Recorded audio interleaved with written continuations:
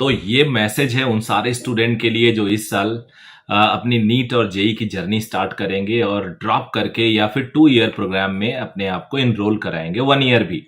तो ये जो आज का टॉक है उन सारे स्टूडेंट के लिए है जो अर्बन एरियाज में नहीं है, सेमी अर्बन है या रूरल एरियाज में है, यानी गांव देहात कस्बे से हैं या शहर से भी हैं, लेकिन वो कोटा जाना चाहते हैं, दिल्ली जाना चाहते हैं, ऑनलाइन कोर्स इनरोल करना चाहते हैं।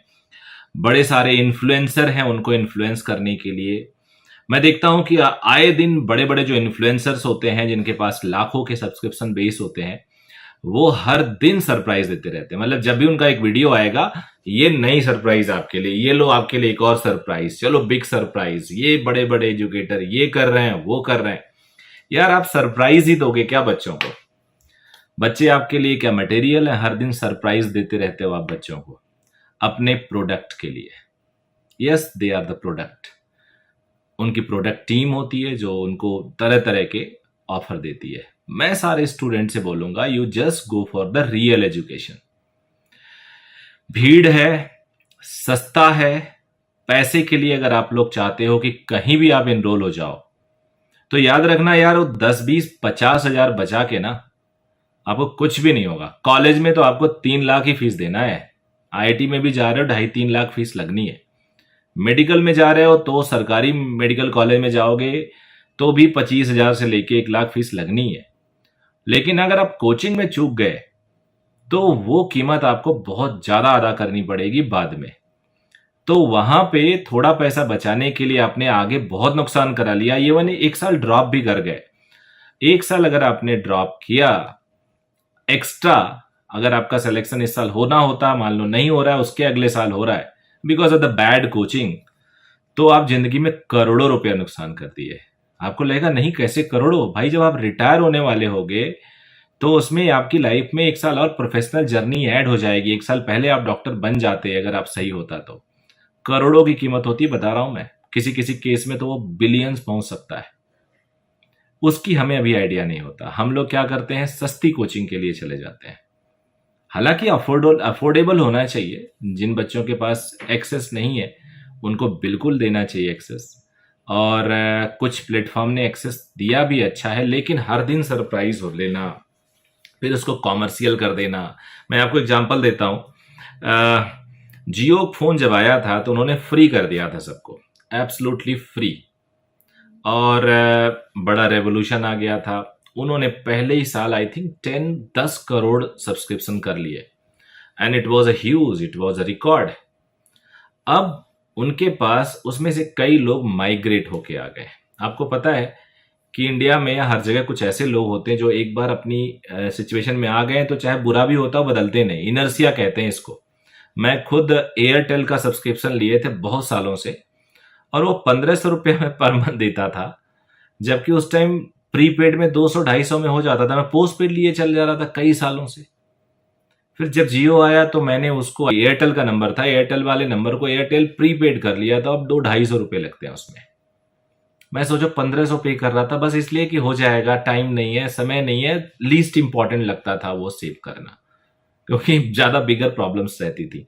तो वैसे ही होता है कि अगर आप ऐसे जियो के केस में हुआ, लोग माइग्रेट कर गए। अब जियो धीरे धीरे पैसे बढ़ा रहा है और वो मोनोपोलिस्टिक मार्केट कर लेगा। मोनोपोली का मतलब होता है जहां एक प्लेयर हो, ओलिगोपोली होता है जहां 2 प्लेयर हो, 3 प्लेयर हो, तो बड़ा कम ग्रुप हो। तो बट मार्केट जब ओपन रहता है ना, जब कंपटीशन होता है रियल, तो असली चीज मिलती है बच्चे को। यही हाल किसी भी इंडस्ट्री में होती है। मेरा मानना है कि कई बार बच्चे कोचिंग से ज्यादा हॉस्टल वालों को पे करते हैं।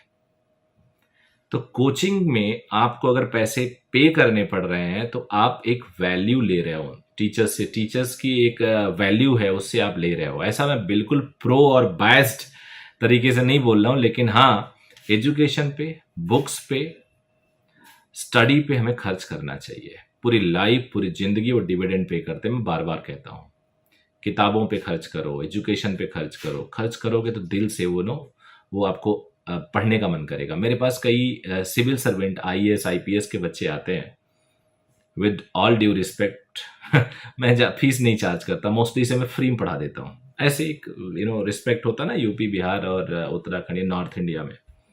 तो मैं देखता हूँ अक्सर वो लोग को जब फ्री एजुकेशन मिल जाता है तो इम्पोर्टेंस नहीं देते हैं।